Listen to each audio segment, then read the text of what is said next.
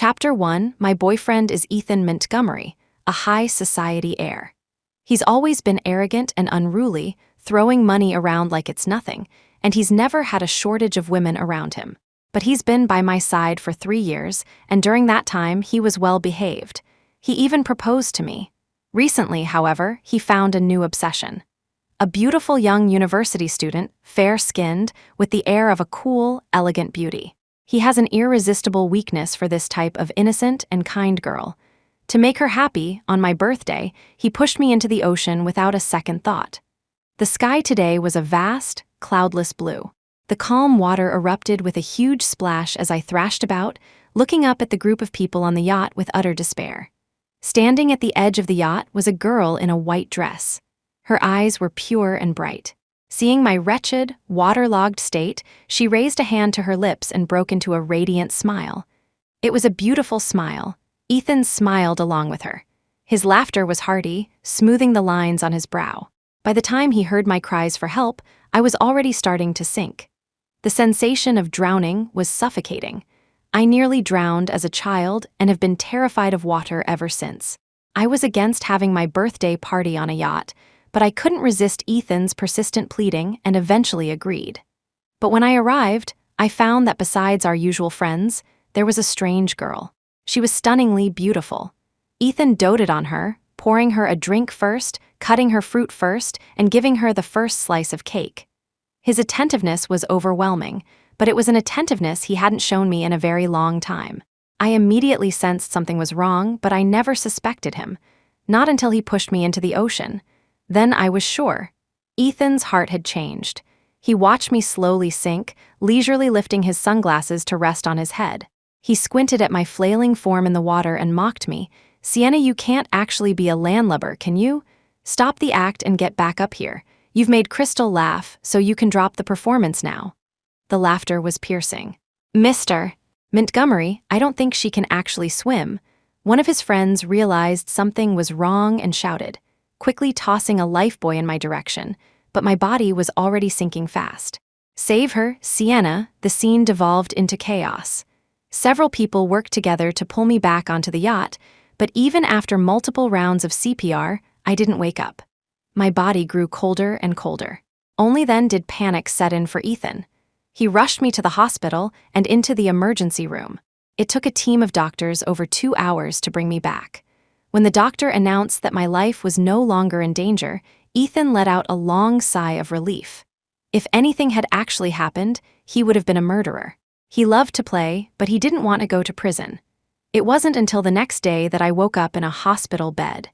Staring at the ceiling, the scent of disinfectant filling my nostrils, my mind was a fog. The moment I moved, a throbbing pain shot through my head. I raised a hand to my forehead and let out a soft groan. Ethan, who had just returned to the room, saw that I was awake and rushed to my side. He grabbed my hand excitedly. "Sienna, you're finally awake. You were out all night. I was starting to think you'd never wake up." I violently snatched my hand back and stared at him, my brow furrowed in confusion. "Who are you?" Chapter 2. "Sienna, are you joking with me?" "I'm your boyfriend, Ethan Montgomery," Ethan said with a laugh, reaching for my hand again. But when he saw the terror in my eyes, he assumed I was faking it, and his tone grew impatient. "Look, I was wrong to push you into the ocean, but you don't have to be like this. You're fine now, aren't you?" "Boyfriend? What are you talking about? My boyfriend is Julian Rhodes." I threw his hand off and clutched a pillow to my chest, my gaze sharp and wary. "I didn't know him at all. What? Who did you say is your boyfriend?" Ethan's eyes instantly became bloodshot. He slammed his fist on the bedside table and roared in fury. Julian Rhodes was his sworn enemy. He had been since they were kids. He had always lost to Julian Rhodes, and he hated him with a passion. His name was not to be mentioned. I looked around the empty hospital room, then at the enraged Ethan advancing toward me. I screamed in alarm, "Don't touch me, I don't know you." My shout brought a doctor running. Seeing how strongly I recoiled from Ethan, a nurse escorted him out of the room and told him to wait outside. The doctor performed a series of checks and asked me many questions. Afterward, he told me to rest. Ethan stood by the door the whole time. After a few moments, he had calmed down. The second the doctor came out, he rushed forward. "Doctor, what's wrong with my girlfriend? Why doesn't she recognize me?" She even thinks some other guy is her boyfriend. Her brain has likely suffered trauma, causing memory confusion. It might resolve itself over time. For now, try not to agitate her." The doctor's words were a warning. Ethan didn't believe a word of it. How could she have forgotten only him?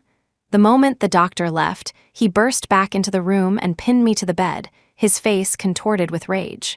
"I just pushed you into the ocean. Is that any reason to fake amnesia?" Hearing the commotion, several nurses rushed in and managed to pull him away. "What kind of boyfriend are you? Stop agitating her, do that again, and she might never remember you for the rest of her life." A nurse warned Ethan, glancing through the small window in the door at me cowering on the bed. Ethan scoffed, unfazed. He wanted to see how long I could keep up this act. Before long, my parents arrived at the hospital. Fearing that his actions would be exposed, Ethan hadn't even told them I was in the hospital. The Montgomery family was indeed powerful in the city, but the Shaw family's influence was not to be underestimated. More importantly, Montgomery Corp currently needed my father's investment, and I was their chief architect. Ethan needed my family's resources, and he needed my professional skills. "Sir, ma'am, look at Sienna. She's putting on such a convincing act, even pretending not to know me. She just scratched my arm a minute ago," Ethan complained to my parents with a strained smile. My parents were terrified. They rushed to my bedside and pointed to themselves. "Sienna, do you still recognize us?" They were afraid I had forgotten them too. "Dad, Mom, what are you talking about? Of course I know who you are," I said with a small smile, seeing their anxious expressions.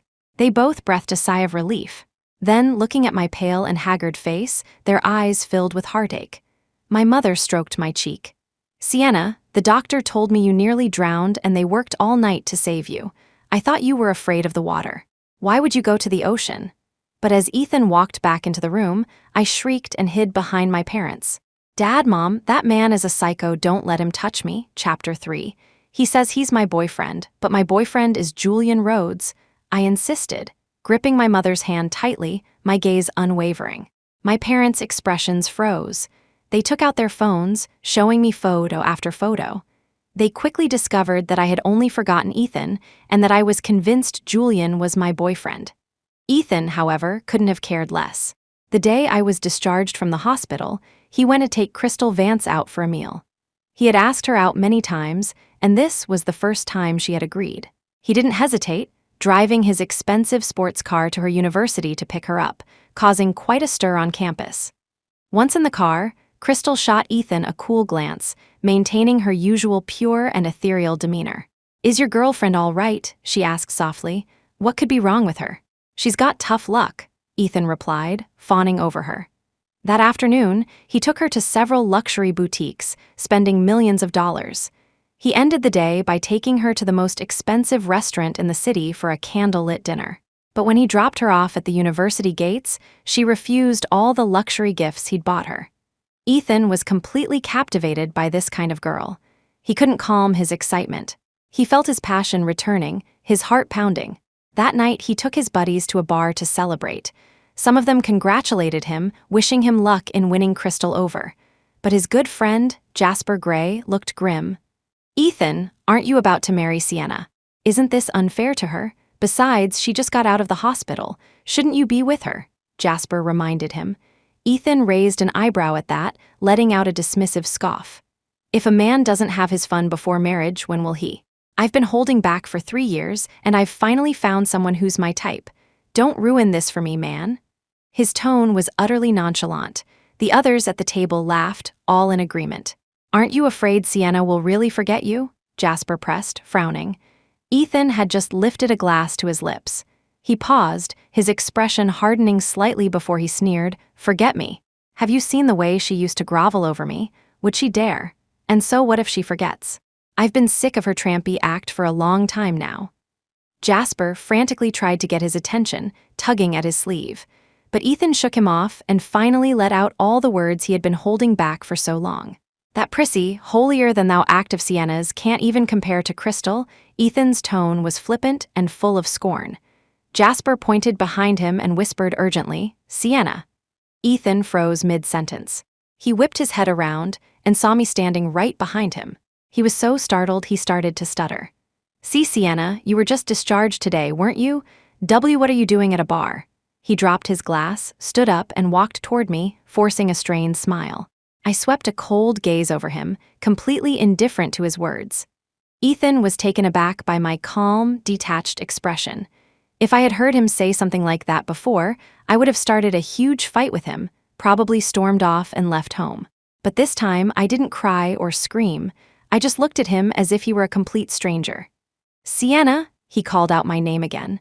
My lips curved into a smile as I looked in his direction, my hazel eyes lighting up. Seeing this, Ethan thought I wasn't angry and started to walk toward me. But I moved past him, running straight toward a man in a black suit. I threw my arms around him in a tight hug and shouted with a laugh, "Jules, I've missed you so much." Chapter 4. Julian Rhodes smelled of a light, crisp men's cologne mixed with the scent of alcohol. I wrapped my arms tightly around his lean waist, my eyes traveling past the sexy bob of his Adam's apple to meet his deep, dark gaze. "Jules," I called out, my voice as sweet as honey. The man looked down at me, his pupils constricting as a flicker of hesitation crossed his eyes. "Let go of her," Ethan, seeing us embrace, turned red with rage. He rushed over, pulled me away from Julian, and hurled insults at me. "Sienna, are you a slut? You have a boyfriend and you're still hitting on other men." Startled by his crude and baseless accusation, I shook off his hand and hid behind Julian. "Jules, this man is a psycho. He's been following me for ages. I'm scared." My hand trembled as I clutched the hem of his suit jacket, my voice laced with fear. The word psycho made Ethan completely lose it. In front of the entire bar, he pointed at me and yelled, "Sienna, are you done with this act? So I pushed you into the ocean, so what? You're fine now, aren't you? Is that any reason to fake amnesia? Julian Rhodes is not your boyfriend, I am." The bar patrons erupted in murmurs. After that incident, everyone in the city knew that I had forgot my high society fiancé. Not long ago, Ethan had live-streamed his proposal to me. No one could have predicted this turn of events. "You're lying, Julian Rhodes is my boyfriend." I clung to Julian's jacket, my eyes resolute, showing no hint of doubt or deceit. Julian's gaze flickered with surprise. He turned his head to look at me, his expression unreadable as his dark eyes scanned my face. Seeing us look at each other sent a fresh wave of jealousy through Ethan. He lunged forward to drag me away, but I held onto Julian for dear life, my eyes welling up with tears. "Help me, Jules, I don't want to go with this psycho." Hearing this, Ethan's anger boiled over and he slapped me across the face. A searing pain spread across my cheek. I froze, stunned. "Sienna, there's a limit to your sluttiness," Ethan continued to berate me. My expression turned to ice. With all the strength I could muster, I slapped him back. "You imposter, what right do you have to hit me?" I was furious. It was the first time in my life anyone had ever laid a hand on me. Ethan raised his hand to strike me again, but Julian grabbed my hand, pulled me into his arms, and kicked Ethan to the ground. "What kind of man hits a woman?" he growled, his eyes cold and menacing. With that, Julian took my hand and led me out of the bar.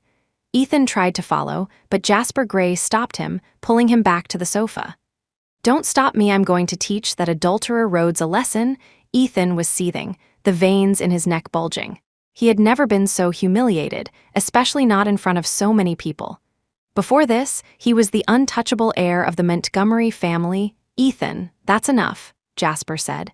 Ethan whipped his head around to stare at him, scowling. "You're supposed to be my friend. Are you going to side with that bastard Rhodes?" "Of course I'm on your side, but can't you go a little easier on Sienna? She's your girlfriend, after all, and she just got out of the hospital. She can't handle this kind of stress," Jasper urged in a low voice. "That tramp was about to sleep with Rhodes and you want me to just take it?" Ethan couldn't contain his rage. Jasper's face hardened. "You have the nerve to talk about Sienna? Aren't you even worse?" he said, his patience finally snapping. Chapter 5. Crash. Ethan grabbed a beer bottle and smashed it over Jasper's head. Blood immediately started to flow.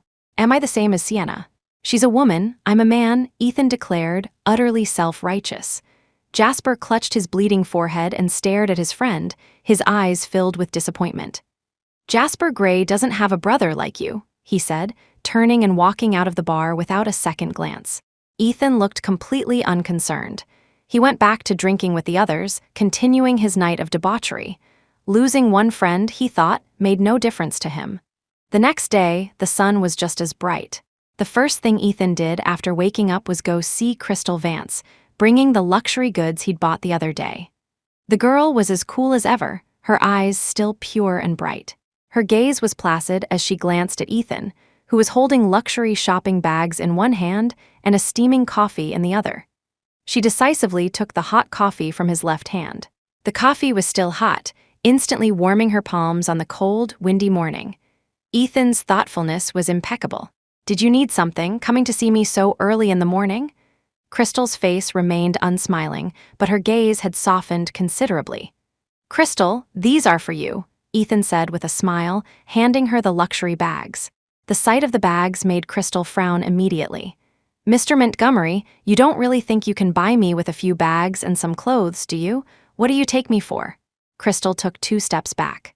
"Of course not, Crystal. I know you don't care about these things. I just wanted to give you a gift. All I want is for you to be happy," Ethan said quickly. After much persuading, Crystal finally accepted the gifts. Once he had placated her and arranged their next dinner date, Ethan drove to the Shaw family home. "Sir, ma'am, what do you mean Sienna didn't come home last night?" Looking at my parents, Ethan barely managed to stop himself from cursing out loud. "Ethan, Sienna doesn't remember you right now. Please try to be patient with her," they said, their faces etched with guilt. "Ma'am, please call Sienna," Ethan said, struggling to suppress his rage. The call was made. From my mother, Ethan got the address, a room in a 5-star hotel. He was so angry he felt like his lungs would explode. He jumped in his car and sped toward the hotel. The moment he reached the room door, he started pounding on it like a madman, startling the other guests. "Sir, please calm down. If you continue, I'll have to call security," the lobby manager warned. Ethan slammed his fist against the door, directing his fury at the manager. "My girlfriend is in there sleeping with another man, and you want me to calm down?" After yelling at the manager, Ethan turned his attention back to me inside the room. "Sienna, you shameless harlot, are you too scared to open the door? Are you hiding someone in there? Did you sleep with that bastard Rhodes?" Ethan was on the verge of losing his mind. The girlfriend he had courted for 3 years, a woman he had never even touched, had been slept with by another man. He was going to kill the adulterous pair the door didn't open. Instead, the police arrived. Only when the police were there did I dare to open the door. Seeing the crazed, ranting Ethan, I hid behind an officer and pointed. "This man is a psycho. I don't know him, but he keeps harassing me every day." Ethan's rage hit its peak. His eyes were bloodshot as he shoved past the officers blocking his way and stormed into the room, looking ready to commit murder. "That bastard Rhodes must be in here." Chapter 6, he tore the room apart, but there was no trace of another man. Still unconvinced, he spun around, grabbed me by the collar, and roared, "Where did you hide that adulterer Rhodes?" His terrifying demeanor made a sharp pain shoot through my head. The police rushed forward to pull him off me. I collapsed to the floor, clutching my head. My face turned deathly pale as I cried out in agony, "It hurts, my head hurts so much." With that, I fainted. "This lady checked in alone last night." "There's a limit to making false accusations, sir," the lobby manager said, glaring at Ethan as he quickly called for an ambulance. Ethan froze. Seeing me lying motionless on the floor, he began to panic. He tried to follow the paramedics to the hospital, but before he could take 2 steps, the police detained him. "Sienna," his voice softened as he watched me being loaded into the ambulance. But the police gave him no time for sentimentality. They took him to the station for a stern lecture, and he wasn't released until that afternoon. The moment he got out, he rushed to the hospital. Slap the second my father saw him, he slapped him across the face, his eyes red with fury. "Look what you've done to my daughter, and you still have the nerve to show your face. Are you trying to kill her?" "Sir, Ethan had just started to speak when I cut him off. "Dad, I don't want to see this psycho. I want Jules. I want to see Jules," I cried from under the covers.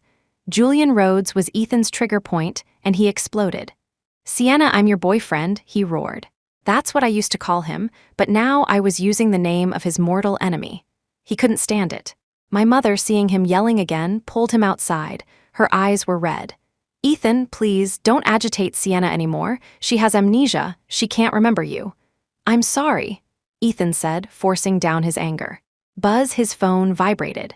The fire in his chest was still raging, but the moment he saw the message, his brow smoothed and a small smile appeared. It was from Crystal Vance, asking him to go to the movies that night. From my hospital bed, I glanced at him, but he wasn't looking at me. He said a quick word to my mother and rushed out of the hospital. He had arrived empty-handed, and he left empty-handed without so much as a backward glance. I looked away, relieved, and lay back down. As I was drifting off to sleep, I felt a cool touch on my cheek. My eyes snapped open, instantly wary. But the person in front of me wasn't Ethan, it was Julian. My eyes lit up. I threw myself at him with a smile. "Jules, I knew you cared about me. You left me all alone last night. I thought you didn't want me as your girlfriend anymore." Julian's eyes narrowed slightly as he reached out to steady my wobbly form. My parents walked in from outside, both stunned to see Julian. "Mr. Rhodes, what brings you here?" my father asked respectfully. Julian Rhodes was a major player in the city. He came from a wealthy family and was a business mogul. Under his leadership, Rhodes Corp had managed to completely suppress Montgomery Corp in just 3 years. Even Ethan's father had to schedule an appointment to see him. Julian lowered his gaze, hesitating for a moment before looking up at my parents. "I have a friend who was hospitalized," he said calmly.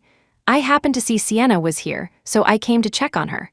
My father saw no flaw in his story and nodded with a smile. But my mother noticed the food container and the roses on the table. She walked over and saw the fragrant aroma of food wafting from inside. "Julian," she said, surprised, "what's all this?" At her question, a flicker of panic crossed Julian's dark, calm eyes. "I just picked it up on the way," he said quietly. "After all, Sienna and I were university classmates." Hearing this, I immediately retorted, "What do you mean, university classmates? You're my boyfriend." Chapter 7, I threw my arms around his neck, took out my phone, and snapped a picture just as I kissed his cheek. The moment my lips touched his skin, Julian's pupils contracted slightly.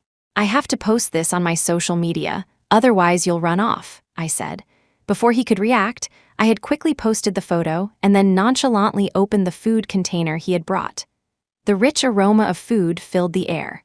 It was all still steaming. I realized it was all my favorite dishes from my university days. Braised fish, lion's head, meatballs, and an assortment of other meat and vegetable dishes, all beautifully arranged. I glanced at the other insulated container, opened it, and found it was pork rib soup. Looking at all this food, I felt a lump in my throat and my eyes began to sting. But the feeling passed in an instant, and I was back to normal. My mother watched me eat with delight, her eyes filled with gratitude as she looked at Julian. "Julian, you're so thoughtful. We were just about to ask Sienna what she wanted to eat, and you've already brought it."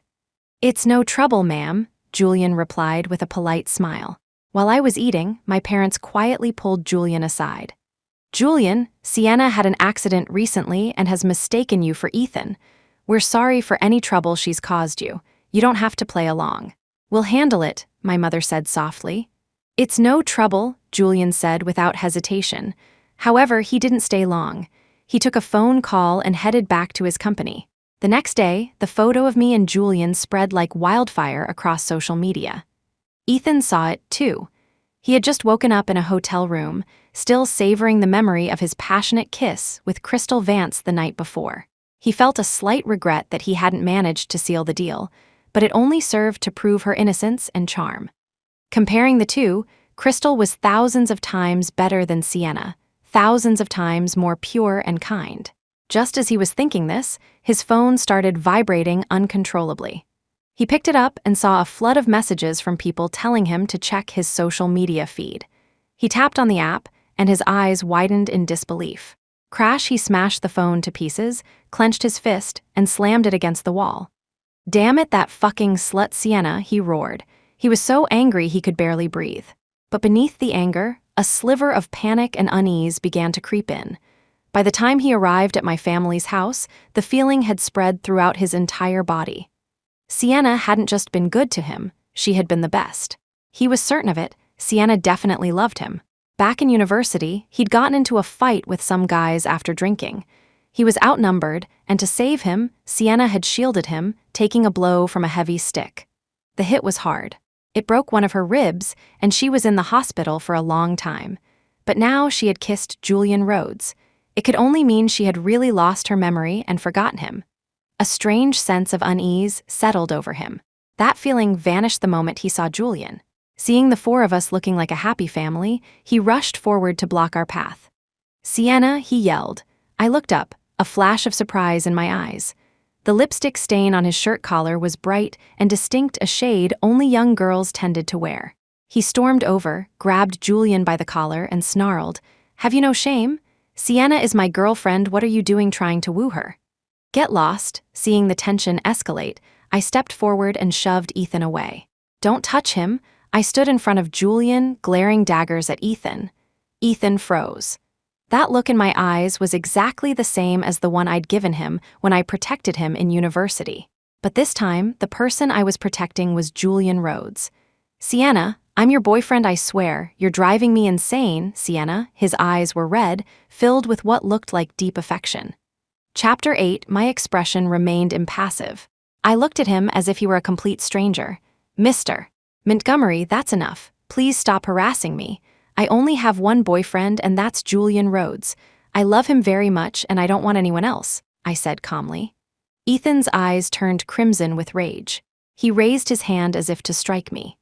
Perhaps because my parents were there, he lowered his hand, shot a venomous glare at Julian, then turned, got into his car, and sped off toward the hospital. As soon as he was gone, I turned back to Julian. I gently touched his neck and asked with great concern, "Did that psycho hurt you?" The cool touch of my fingers made Julian flinch, and a ripple of emotion crossed his eyes, but it was gone in an instant. "I have work to do at the office. I should go." After a quick goodbye to my parents, he practically fled. He was gone in a flash. I watched his hurried retreat and chuckled softly. Did Julian's ears just turn red? 3 days later, I couldn't stand being cooped up at home anymore. I got dressed, grabbed my resume, and went to Rhodes Corp. The HR manager took one look at my resume and rushed to find Julian, her face alight with excitement. "Sir, Sienna Shaw, the architect we've been trying to recruit for ages, just walked in. Should we offer her a high salary to get her on board?" "Where is she?" Julian asked, suddenly standing up. "In the break room," the manager replied with a smile. The words were barely out of her mouth when Julian, who had been standing right there, vanished. The HR manager chased after him, only to find the usually composed and formidable CEO standing outside the break room door, hesitant to go in. "Give her whatever salary she asks for. We have to hire her," Julian instructed. The HR manager nodded. A few minutes later, she ran to Julian's office to report her success. "Sir, we've hired her, and she didn't even have any salary requirements. My recruitment ad must have worked wonders to bring in such a big talent."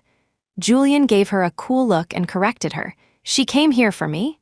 After joining Rhodes Corp., I worked diligently, solving several major problems for the company.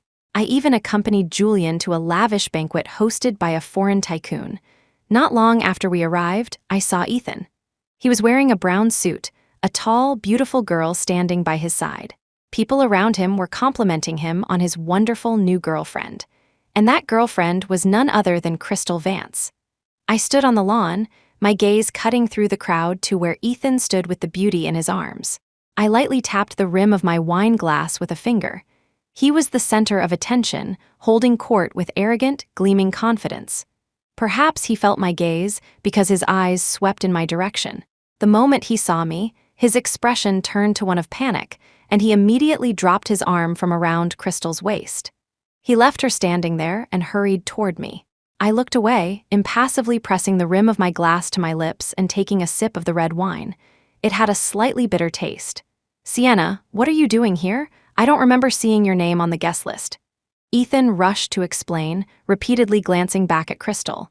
When he saw her expression change, his panic intensified. I turned my back on him, refusing to engage. "I couldn't find you, so I asked Crystal to come to the banquet with me. Please don't misunderstand." Ethan continued to explain when I remained silent. But as he was speaking, Crystal walked up to us. "Sienna, you can't misunderstand the relationship between me and Ethan. We're just regular friends," she said, her tone the very picture of gentleness and consideration as she helped him explain. Ethan looked at her with a newfound appreciation in his eyes. Chapter 9, Crystal was cool and elegant, gentle and gracious, not petty and calculating like Sienna. I'm sorry, Mr. Montgomery, but I don't know you very well. It's none of my business who you bring to these events. My voice was cold as I glanced at Crystal. My tone shifted. However, if you harass me again, I will call the police. Sienna, I'm your boyfriend, Ethan insisted, frowning. I shot him an icy glare, my eyes then settling on Julian as he walked toward me. I pushed Ethan away. Excuse me, my boyfriend is here. I walked over and familiarly linked my arm with Julian's. Jules, where did you go? I was waiting for you, I said, tilting my head and smiling sweetly up at his handsome face. Julian looked up and met Ethan's gaze. Just as he was about to answer my question, a group of executives surrounded us. One of them looked at me quizzically. It's rare to see Mr. Rhodes with a date, but this lady looks a little familiar. She's an employee at my company, Sienna Shaw, Julian introduced me. Hearing this, Ethan's head snapped up. He could no longer contain his anger. He grabbed my arm and dragged me toward the villa's entrance. The crowd watched, stunned. That's right, isn't Sienna Mr. Montgomery's girlfriend? Then this young lady must be. All eyes turned to Crystal. Her face flushed with embarrassment. She gathered her skirt and hurried out of the villa, only to be met by Ethan's accusatory roar at the entrance. Sienna, have you gone too far? Forgetting me is one thing, but have you also forgotten that you're an employee of Montgomery Corp? Why did you go work for Rhodes Corp? Ethan demanded furiously. I've been working at Rhodes Corp for a month since I recovered. I'm a full-time employee now, I stated calmly. Ethan was stunned. He had spent the entire month chasing Crystal, completely oblivious to everything else. The sound of high heels clicking on the pavement echoed as Crystal stormed past us. The noise was loud, and Ethan noticed her. Seeing that she was upset, he didn't hesitate to reach out and stop her. Crystal, where are you going? Ethan's voice softened. Crystal stopped and turned to face him. Her usually pure and gentle expression was now clouded with anger. Mr. Montgomery, what do you take me for? I only agreed to come with you after you begged me for a month, but do you know what people in there are saying about me? They're calling me a homewrecker. I haven't done anything with you, why should I have to suffer this humiliation? Crystal's eyes were red as she tearfully vented her frustrations to Ethan. Who said that? I'll teach them a lesson, Ethan promised, trying to comfort her. I'm leaving. Crystal shook off his hand and walked toward the street. Ethan immediately chased after her, ushering her into the passenger seat of his car. Only after he had done all this did he seem to remember that I was still there. Sienna, I'll explain this to you later, Ethan said before getting into the car. In the passenger seat, Crystal rolled down the window. She glanced at me, her eyes filled with a dismissive, mocking contempt and a hint of triumph. She seemed to be saying that she was the victor and I was the loser. She had Ethan wrapped around her finger like a well-trained dog. The next day, Ethan stormed into Rhodes Corp. This time, however, he wasn't looking for me. He went straight to Julian's office, causing a huge commotion. I grabbed a fruit knife and followed him. Chapter 10. Inside the office, Julian heard the commotion. He looked up at the furious Ethan, then calmly finished signing the last document on his desk. His unflappable demeanor completely enraged Ethan, who slammed his fist on the desk. Everything on the table jumped. Julian Rhodes, you're quite the schemer, aren't you? First, you impersonate me to get close to Sienna, and now you've hired her at your company. What are you playing at? Ethan spat out his accusations, but Julian's expression remained unchanged, which only fueled Ethan's fury. Give her back to me, you thief! Julian had stolen Sienna, stolen her love for him. I'm sorry, I can't do that. Julian's voice was low, his eyes as sharp as a hawk's. Ethan laughed, a bitter, angry sound. He grabbed Julian by the collar. Sienna is mine, don't think you can keep her just because she thinks you're me right now. Sienna belongs to herself. I can't force her to do anything. Julian didn't fight back, but his gaze was resolute. At those words, Ethan punched Julian in the face. The doctor said Sienna will get her memory back this month. When she does, she'll come back to me, I'm the one she loves, Ethan sneered, looking down at him. Julian's eyes darkened. He had asked the doctor too. This was the last month. Ethan Montgomery, you psycho, get away from him. I got the key to the office from Julian's assistant, unlocked the door, and burst in. Seeing the blood at the corner of Julian's mouth, I rushed over and shoved Ethan hard. I ran to Julian's side and gently touched his face. Jules, does it hurt? Julian didn't speak. He just stared at me. His eyes held a look of terror, as if he was afraid I would disappear. Sienna, stay out of this. I'm going to teach this shameless bastard a lesson today. Ethan lunged toward Julian again. Furious, I pulled out the fruit knife and pointed it at him. You bastard, you dare touch him again, I snarled, my eyes blazing with anger. Ethan froze. Sienna, you're pointing a knife at me. He looked at me in disbelief, his fists clenched. Why are you protecting him like this? Sienna, you're driving me crazy. I'm your boyfriend. I don't have a boyfriend like you. A dull ache spread through my chest, and my eyes instantly turned red. Convinced I wouldn't actually stab him, Ethan turned, grabbed a chair, and swung it at Julian. Seeing that Julian wasn't moving to dodge, I ran and stood in front of him. But after a few moments, I felt no pain. Julian had blocked the blow. Blood seeped from his arm. I lunged forward and slashed Ethan's arm with the knife, drawing blood from him as well. Will you just get out of here? If you touch him again, I'm calling the police, I threatened. Seeing me take out my phone, Ethan, despite his frustration, had no choice but to leave. But before he went, he added, Sienna, you'll regret this. I stared at him, forcing back my tears. Regret? I wouldn't. As soon as Ethan was gone, I frantically tended to Julian's wounds. Seeing the bruise already forming on his arm, my eyes welled up. I'm so sorry, Jules, I choked out. I didn't know that psycho would show up. Seeing me cry, he panicked and gently wiped away my tears with his hand. I'm fine. It doesn't hurt, he said earnestly. But why didn't you fight back? I remember you have a black belt in Taekwondo. Taking care of a weakling like Ethan should be easy for you, right? I asked, confused. Getting hit a little is nothing. His eyes were fixed on my face, his voice low and hoarse. A greedy person deserves a little punishment. I stared at him, stunned. Chapter 11, after leaving Rhodes Corp., Ethan went straight to Crystal Vance's university.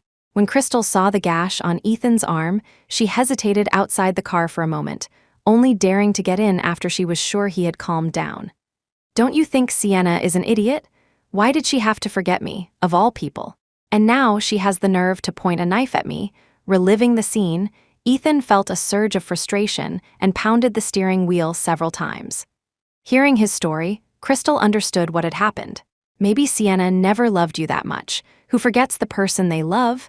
As she spoke, Crystal gently placed her hand on his thigh, her eyes filled with sympathy. If it were me, I would never forget the one I love. And I would never hurt them. Ethan was deeply moved. Crystal was young, beautiful, and so innocent. She was truly 1,000 times better than Sienna. He slowly leaned in, and this time, Crystal didn't pull away. She used her body to comfort him. Ethan lost himself in her gentle embrace. After their tryst, Ethan felt revitalized, younger even. He began to lavish money on Crystal. Hearing she was short on clothes, he bought her new outfits, shoes, and bags. He even bought her a villa. I heard people talking about it as I walked onto the campus. My steps faltered, but only for a moment. Today, I was representing Rhodes Corp as a guest lecturer at my alma mater. I had arrived early to familiarize myself with the equipment. I went to the restroom for a moment, and when I returned, I could hear a few girls talking inside the classroom. Crystal, is it true? Did Mr. Montgomery really buy you a villa? Of course it's true. She has more luxury goods than she knows what to do with. Crystal glanced at her fawning roommates, placed her limited edition designer bag on the table, and chuckled. You guys sure are well informed. As they were chatting excitedly, another girl chimed in. But Crystal, I heard that Mr. Montgomery has a fiancé. A fiancé? Just some woman with amnesia. She's no threat. You probably don't know this, but Ethan Montgomery is head over heels in love with me now. If I asked him to die for me, he'd probably do it, Crystal scoffed. The moment she finished speaking, I walked into the room. Crystal jumped to her feet, her face a mask of terror. What are you doing here? She stammered. I ignored her, walked to the podium, and continued organizing my presentation. Crystal, do you know this professor? She's our guest lecturer. I heard she's from Rhodes Corp and she's an alumna. She's supposed to be a big shot. One of the girls, seeing her reaction, explained. Crystal's face was ashen. She gripped her bag so tightly her knuckles turned white, not hearing a word her friend said. I delivered my lecture flawlessly. The students began to leave, but Crystal remained in her seat. Once the classroom was empty, she walked toward me, her face full of apprehension. Ethan loves me. Don't you dare try to break us up, Crystal said coldly. My hand, resting on the mouse, froze. I stood up straight and looked at the young and beautiful Crystal, letting out a small laugh. Miss Vance, a clear conscience fears no accusations. Buzz, I'm at the school gate. It was a message from Julian. He had been incredibly clingy lately. Before, he wouldn't contact me unless I contacted him first. Now it was like he wanted to be glued to my side. I paid Crystal no more attention, grabbed my bag, and hurried out. When I saw the familiar car, I ran toward it with a smile, waving at the person inside. Jules, he took me to a high-end restaurant, and after dinner, we went to an amusement park. It was lively and fun, and I was having a great time. But suddenly, Julian's expression grew serious. He turned to look at me, hesitated for a long time, his eyes dark and dull. His voice was so low I almost couldn't hear him. Sienna, have you ever considered that I'm not your boyfriend? Chapter 12. I froze, my lips slightly parted. Before I could speak, Julian cut me off. I saw a really nice necklace when I was at the mall, so I bought it for you. He didn't wait for my answer, simply taking it out of the box and carefully fastening it around my neck. His movements were slow and deliberate, as if he were afraid I would refuse. I had seen him in action at the company, decisive and commanding. He rarely smiled. Seeing him so cautious now was a little unsettling. But he seemed to do a lot of things on the way. He had come to the hospital on the way, bought me food and flowers on the way, and now he had bought me a necklace on the way. It's beautiful. I love it, I said, touching the necklace and smiling at him. Seeing that he still looked grave, I pulled him down to sit on a bench. The moment we sat, he took my hand in his dark eyes fixed on me. Have you ever thought that what I said might be true? He whispered. My smile faltered. I looked up at the darkening sky, my own expression growing dim. Jules, I know what I'm doing. Don't worry, I said after a moment, patting the back of his hand reassuringly. I have a request, Julian said seriously. Go on. Can you promise not to throw the necklace away? No matter what you remember, please don't throw it away. There was a pleading note in his voice. Why would I throw away something so beautiful? I clutched the necklace protectively and smiled at his worried face. I'll wear it when I eat, when I sleep, when I shower. I'll wear it everywhere. Hearing this, Julian's expression brightened a little. Come on, let's take a picture. I linked my arm with his, and we took a lot of photos together. I picked a few of the best ones and posted them to my social media feed. That night, Ethan showed up at my door. It wasn't about the photos, it was about Crystal. Sienna, how can you be so vicious? You actually went to Crystal's university just to humiliate her, so you almost drowned once. Did it damage your brain, too? Forgetting me is one thing, but Crystal is such an innocent girl. Why would you bully her? She's usually so strong, but because of you, she's been crying all night. Ethan's face was contorted with a rage more intense than I had ever seen. I bullied her, I said, frowning. She cried, Ethan spat, looking at me with disgust. I lowered my head, a bitter laugh escaping my lips. I took a deep breath. Mr. Montgomery, you keep insisting that you're my boyfriend, that you're my lover, but your actions don't make me feel that way. Ethan was stunned. You're the one who started flirting with Julian Rhodes first, he shot back, finding an excuse. Exactly. So from now on, I'm going to be with Julian Rhodes. I'm going to marry him and spend the rest of my life with him. So please go be with your precious Crystal and leave me alone, I pleaded. Hearing this, Ethan panicked. I forbid it. I love you, Sienna. You can't marry Julian Rhodes. His eyes were bloodshot as he gripped my hand tightly. Love. Do you even know what you're saying? I let out a cold laugh, my eyes welling up. I pointed to my heart. I feel nothing for you in here. Seeing you just makes me sick. You have amnesia. You'll remember eventually. Ethan couldn't stand my cold, disgusted gaze. Amnesia? I couldn't help but laugh. I threw him out and slammed the door. The moment it was closed, my eyes filled with tears that I couldn't seem to wipe away. Chapter 13. Sienna, don't do something you'll regret, Ethan shouted from outside the door. I didn't answer. He didn't stay long. He returned to his villa, and the moment he walked in, he kicked over a table in a fit of rage. The loud crash startled Crystal, who was in another room doing a face mask. She rushed out to find Ethan sitting on the sofa, radiating frustration. What's wrong? She asked cautiously. Sienna said she's going to marry Julian Rhodes, but she's supposed to marry me. Do you think she'll ever remember me? The memory of Sienna's disgusted look sent a pang of pain through Ethan's heart. Sienna had never looked at him like that before. Crystal frowned at his words, but she forced herself to sound reassuring. Of course she will. Didn't the doctor say she would? But from what I've heard, she seems quite happy with that Julian Rhodes. One of my classmates saw them at the amusement park, acting just like a real couple. At that, Ethan suddenly remembered the photos Sienna had just posted. He took out his phone and scrolled through her feed. Every single post was about Julian, filled with pictures of the two of them, smiling happily, looking exactly like a real couple. Ethan's hands began to tremble. He had been so focused on pursuing Crystal that he had no idea things between Sienna and Julian had progressed this far. When he and Sienna had first gotten together, she had been the same way, taking pictures with him and posting them every day. She would call him constantly, and if she wasn't calling, she was texting. But now, his phone had been silent for a long time. No calls from Sienna, no texts. It was as if he had vanished from her world. A profound sense of loss struck him like a physical blow. The next morning, he went to wait for me outside the Rhodes Corp building. I saw him as I got out of Julian's car. Julian saw him too. I ignored him, took Julian's hand, and walked into the company with a smile. He didn't follow us, but he lingered nearby. That evening, he couldn't hold it in any longer. He ran up to us, his eyes red, and showed me a photo of the two of us from his phone. In it, I was smiling radiantly.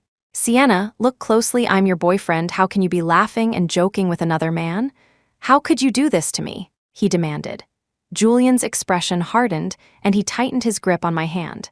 Ethan scrolled through picture after picture of our past, trying to jog my memory, but I just watched him with a cold, detached expression. I'm sorry, Mr. Montgomery, but even if you Photoshop us together, it doesn't make us a couple. The only person I remember is Julian Rhodes.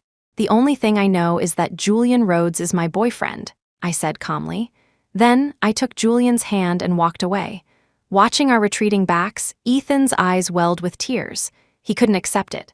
He would never accept it. He drove to the hospital in a frenzy, grabbed the doctor by the collar, and demanded, "You said Sienna would remember me within 3 months. Why can't she remember me now?" The doctor was terrified by his reaction. Mr. Montgomery, in my experience, 3 months is usually the maximum time. If she still can't remember, it's possible Miss Shaw's case is unique and she just needs more time, the doctor explained. How much more time? Ethan roared. Mr. Montgomery, please calm down, the doctor pleaded. Calm down? How can I calm down? My girlfriend is about to marry someone else. How do you expect me to be calm? Ethan yelled. Chapter 14, Mr. Montgomery, given Miss Shaw's condition, you might need to spend more time with her. Take her to places you used to go together. It might help her remember you, the doctor suggested. Useless, and you call yourself the best neurologist in the country. If Sienna doesn't remember me, you can kiss that reputation goodbye. Ethan shoved the doctor aside, spat a final curse, and stormed out. But before he could put any plan into action, his father found him at the villa he shared with Crystal. Ethan was in the middle of drinking away his sorrows, with Crystal in his arms. The sight of his father made him jump to his feet. Dad, how did you? He stammered. Frederick Montgomery slapped his son so hard it silenced him. So this is why Sienna resigned and went to Rhodes Corp, because you found another woman you disgrace. Are you trying to kill me? Do you have any idea how important Sienna is to our company? Frederick was shaking with rage. Dad, it's not my fault. Sienna thinks I'm Julian Rhodes. What was I supposed to do? Ethan said weakly. I know, and I also know you're the one who pushed her into the ocean, Frederick roared. Ethan froze. I'm warning you, you better pray Sienna's father never finds out about this. If he does, he'll pull his investment, and then don't blame me for forgetting we're father and son. Your younger brother is perfectly capable of taking your place. Frederick delivered his final ultimatum. Dad, what are you saying? Ethan couldn't believe it. Frederick didn't waste any more words on him. He shot a cold glare at Crystal and left. As soon as he was gone, Crystal rushed to Ethan's side, frowning. Ethan, what did your father mean? He was just joking, right? Ethan sat on the sofa, completely devastated, not hearing a single word she said. He never imagined that losing Sienna would throw everything into chaos. His heart was in turmoil, and so was his mind. That night, I stared at the dozen missed calls on my phone in silence. Message notifications from Ethan kept popping up. I glanced at them. Sienna, please pick up my call. I have something really important to tell you. There were many more messages after that. I didn't read them. I just turned off my phone and went to sleep. A few days later, I received an email inviting me to an interview for a television program with the promise of a big prize. I recognized the program and immediately accepted. When Julian found out, he looked incredibly worried. On the day of the recording, he suddenly took my hand and pulled me into a tight hug. His voice trembled slightly as he said, "Good luck." I smiled and replied, "I will." When I arrived at the studio, I saw a large screen and a lot of equipment. It looked like it was going to be a live broadcast. The host began the interview, and at one point he asked about my first love. I fell silent. Then, the screen to the side began to play a slideshow of photos and videos of me and Ethan, from the beginning of our relationship to our engagement. I watched without any reaction. "Sienna, do you remember? I proposed to you right here, and the entire city witnessed it. I don't blame you for losing your memory, for forgetting me and mistaking someone else for me, because I have always loved you deeply.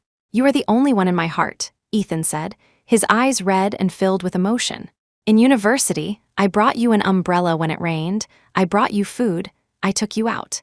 When we graduated, you told me with tears in your eyes that we would be together forever. Don't you remember any of that?" The live chat was flooded with comments praising Ethan's devotion. My parents were in the audience. "Sienna, I have the entire city as my witness. I am your boyfriend. Please believe me," Ethan said, stepping forward to take my hand. I think I remember now," I said, clutching my head. Chapter 15, Ethan's eyes lit up. "Sienna, really? You remember me?" He rushed forward, grabbing my shoulders in excitement, his eyes red. Elsewhere, Julian heard my words and slammed his tablet shut. He stared at a photo of the two of us, his gaze dim. It had all been a beautiful dream, and now it was time for him to wake up. "I'm your boyfriend. Do you remember?" Ethan pressed, his grip on me tightening, his voice growing urgent when I didn't answer. "I remember," I said with a cold laugh. Hearing this, Ethan was so overjoyed he tried to hug me, but I raised my hands to stop him, pressing them against his chest. "I remember that I only agreed to date you after you pursued me for 3 years. I remember how you cried with joy when I said yes. And I remember you promising me a lifetime of devotion with only me by your side. I remember all of it," I said, my eyes welling with tears. "But do you remember any of that?" I asked him. Ethan was speechless. "You said you brought me food and an umbrella in university, but that was only for the first few days we were together. Do you remember what I did for you after that?" I continued to press. Realizing something was wrong, Ethan urged me in a low voice to go home and talk. "Judging by your expression, you probably don't remember. When you were sick, I ran around everywhere for you, staying by your side day and night. At business dinners, I drank for you. I worked myself to the bone handling company matters and cleaning up the messes you made. When you were getting beaten up, I took a blow for you that broke my rib. Do you remember any of it?" I yelled, my eyes red with fury. I had exhausted myself for Ethan. "Sienna, I remember," Ethan said, frantically taking my hand. "You remember?" I raised my hand, my eyes blazing. The screen instantly switched to a photo of Ethan in bed with another woman. The woman, her face hidden, was nestled against his chest like a delicate bird, her neck covered in love bites. It was clearly not me. Ethan's eyes widened in horror. "Sienna, have you no shame? Did you install surveillance cameras?" he hissed, losing his composure. "I have no interest in watching your sordid affairs. That woman sent it to me last night," I said, my eyes red as I glared at him. Ethan's head was spinning. "What are you talking about? Crystal is too innocent to do something like that," he roared, still in denial. "Yes, she's young, she's innocent. And I'm vicious and scheming," I said, my eyes filled with disappointment. Realizing he had misspoken, he tried to salvage the situation, but I took 2 steps back. Forgetting me entirely, Ethan rushed to shut down the live broadcast equipment and dismiss the crew. Then he turned and strode toward me. "Sienna, are you trying to ruin me? We were together for 3 years. Didn't you have any love for me in all that time? How can you be so cruel?" he demanded furiously. "So now you're scared?" I stared at his panicked face and laughed. "Sienna," he reached for my hand. "But when you pushed me into the ocean to make another woman smile, did you ever think about whether I was scared?" I screamed, violently shaking off his hand. In the audience, my father heard this and nearly fainted.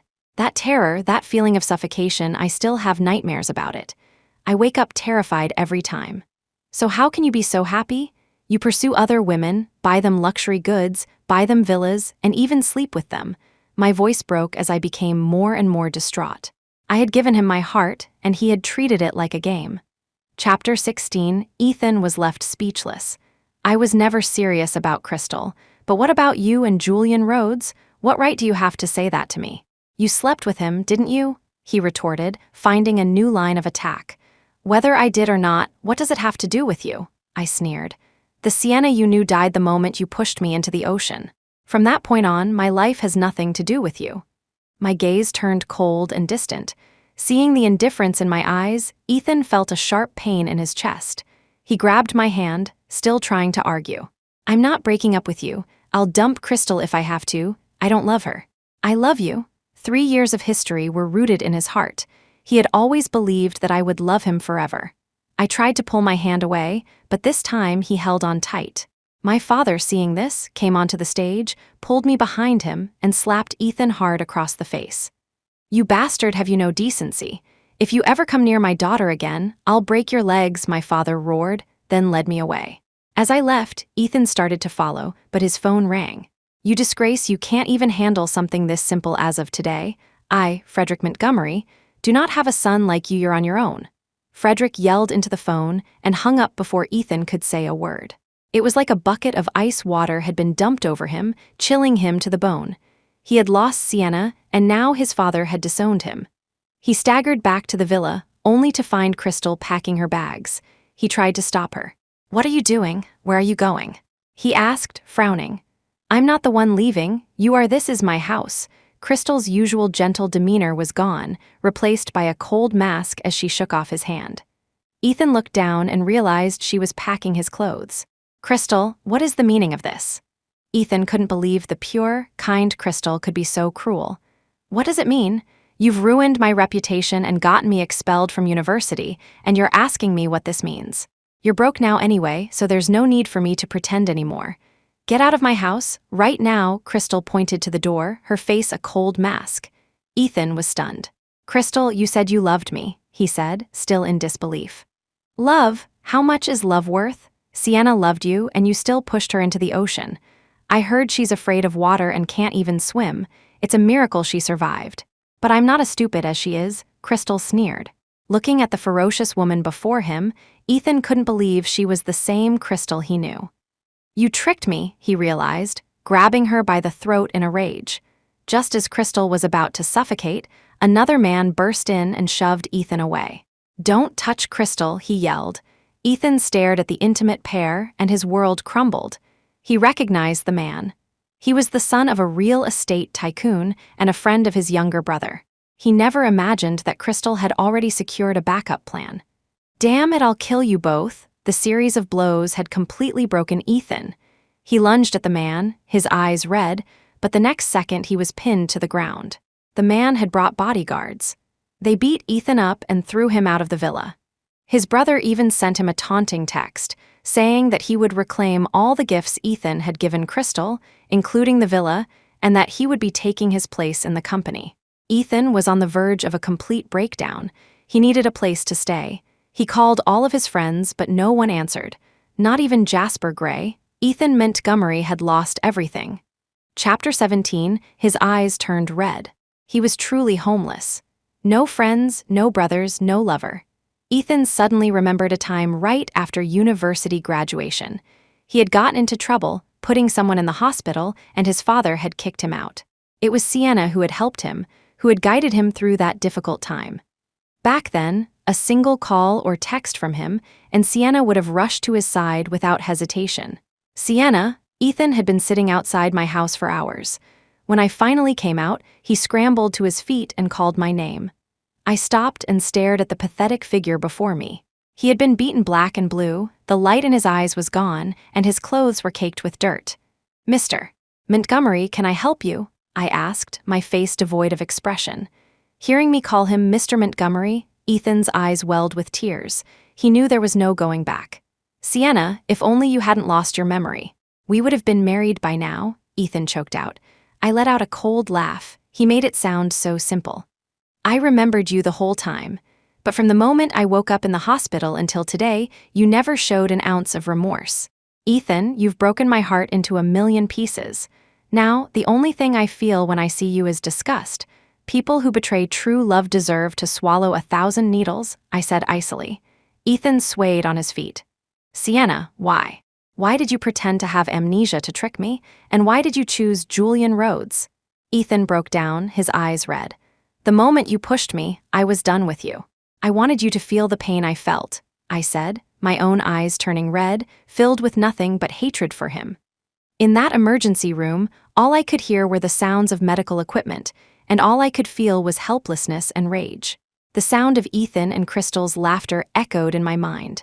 Torn between life and death, I chose to live. From the first moment I opened my eyes in that hospital bed and saw him, I knew he had no regrets. I hated him. I knew he was proud and arrogant, and that his one consistent failure was Julian Rhodes. He couldn't stand the mention of his name. At first, I didn't expect Julian to play along. But I took one step toward him, and he ran the rest of the way to me. I knew I was using him, and that it wasn't fair. So I went to work at his company, solved problems for him, and did everything I could to make him happy. But after the television interview, he stopped responding to my messages. Sienna, do you hate me that much? Enough to torture me like this? Ethan continued to plead. Please don't ever come looking for me again, I said, having no time for him. I got into my car and drove toward Julian's house. Not long after I left, Ethan was taken away by the police. My father had reported him for attempted murder. He didn't resist. He confessed to the crime. By the time I reached Julian's house, I had heard from my colleagues that he had been missing all afternoon.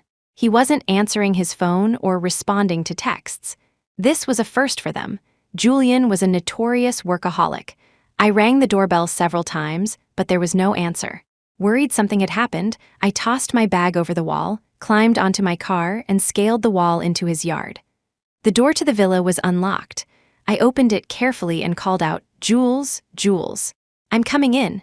But when I walked into the living room, I froze. On one wall hung a large photograph. The woman in the photo was unmistakably me, from a picture he and I had taken in university. I stood in front of the photo for a long time. To be honest, I hadn't interacted much with Julian in university.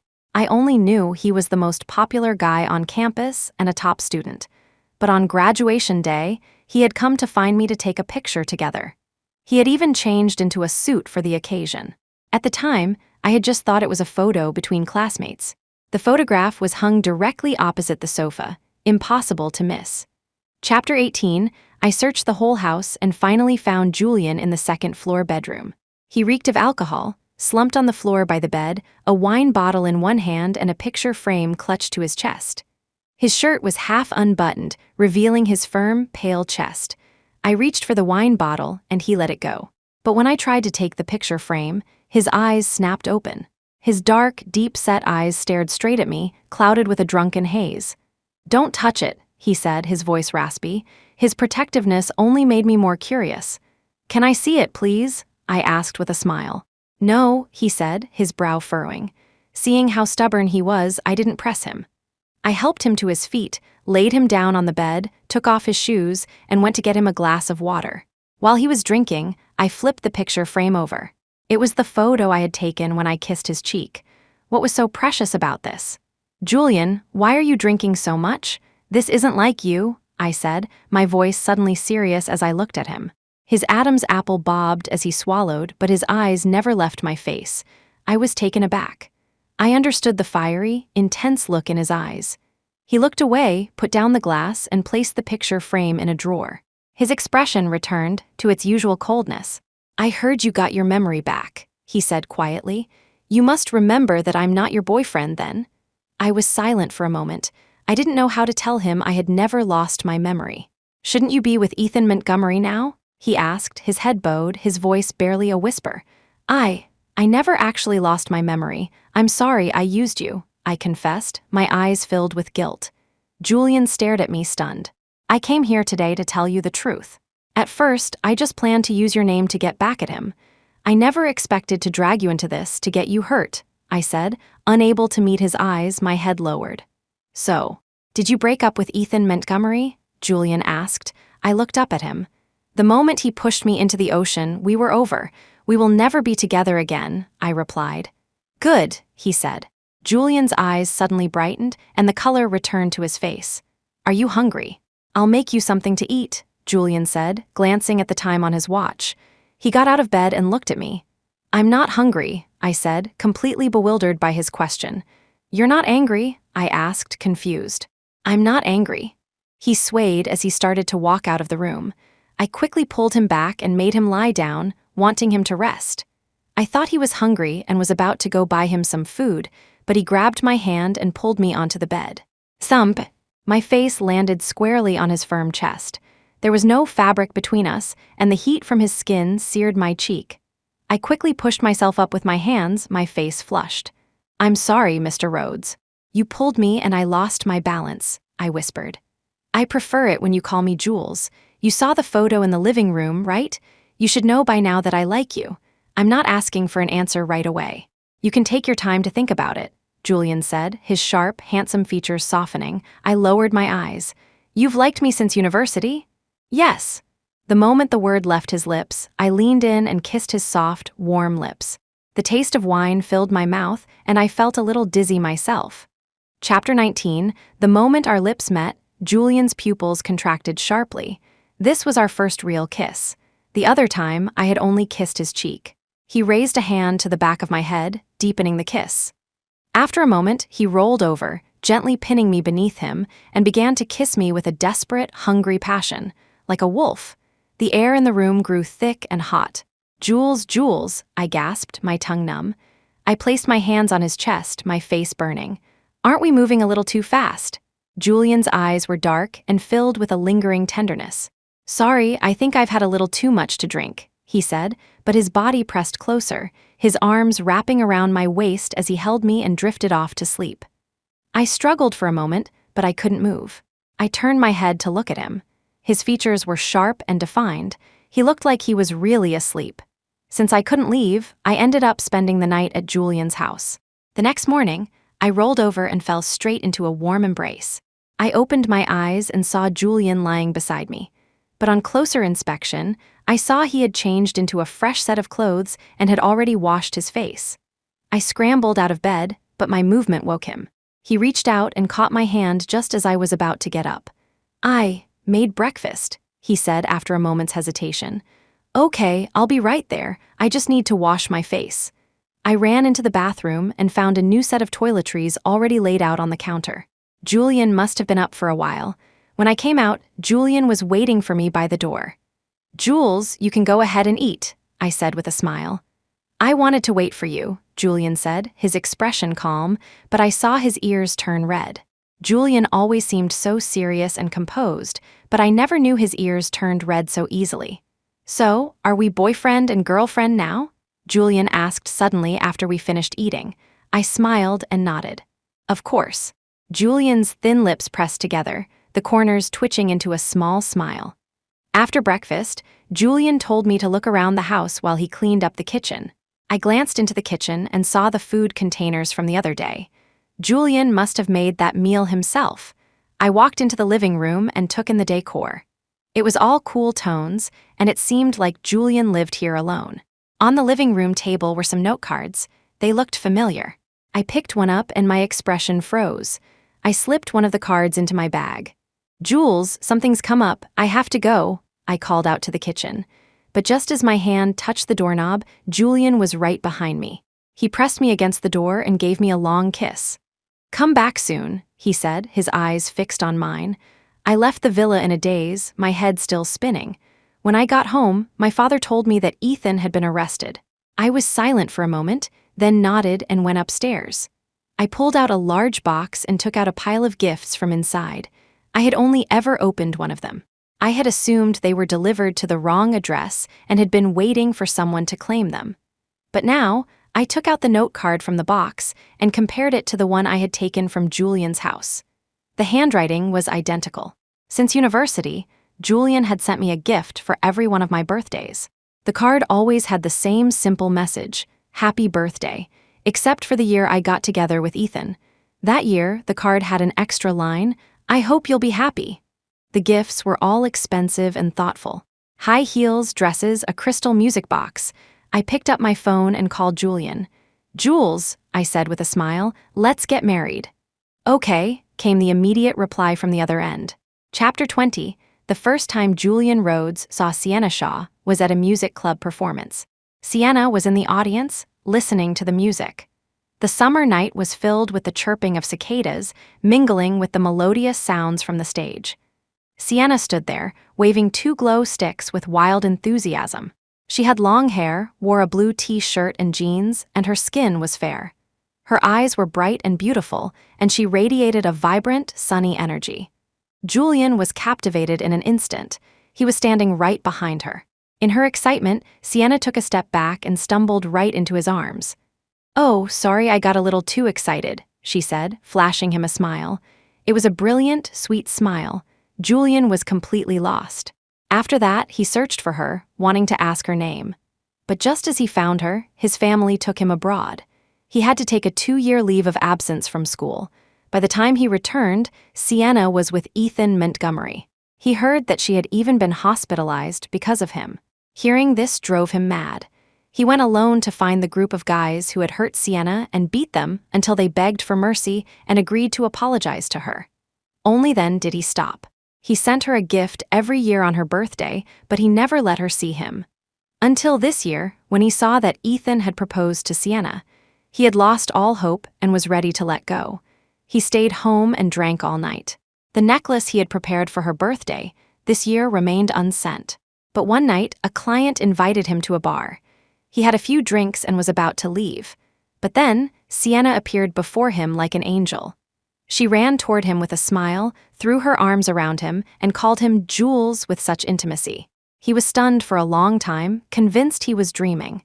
He didn't dare to touch her, afraid that if he did, the dream would shatter. It wasn't until Ethan showed up that he realized it wasn't a dream. Sienna had amnesia. She had mistaken him for Ethan, for her boyfriend. He thought it was his chance, but he hesitated. He knew how much Sienna loved Ethan. He knew he would have to leave eventually. But when he heard she was in the hospital, he couldn't stop himself from going to see her. Sienna looked so frail, her old energy gone, the light in her eyes dimmed. Julian's heart ached for her. He suddenly couldn't bear the thought of letting her go. Ethan couldn't take care of Sienna. Maybe he could. But he asked the doctor. The doctor said Sienna would regain her memory within 3 months. He counted down the days until he would have to leave, taking Sienna to every place he could think of, hoping to leave behind a few more memories of himself in her life. But when he finally heard from Sienna's own lips that her memory had returned, he was torn. He didn't want to let go, but he wanted Sienna to be happy. But when he woke up from his drunken stupor, he saw Sienna. She was just as bright and beautiful as she had been in university, looking at him with concern in her eyes. Sienna told him she had never lost her memory. He was shocked at first, but seeing the guilt on her face, he was actually relieved. Relieved that Sienna hadn't lost her memory, and relieved that Sienna had chosen him. As long as he could be with Sienna, he would do anything. Later, when Sienna told him she wanted to get married, he was so overwhelmed with emotion that for a moment, he couldn't speak. But he quickly recovered and agreed. They had a grand wedding, so grand that everyone in the city knew about it. He wanted the whole world to know that Sienna belonged to him. Until now, Julian looked at Sienna sleeping in his arms. His expression was gentle as he pulled her closer and leaned in to kiss her lips. "Sienna, I love you," Julian whispered, his voice thick with emotion. "I love you too," Sienna murmured with a smile. Julian's wish had finally come true, and Sienna found her lifelong happiness.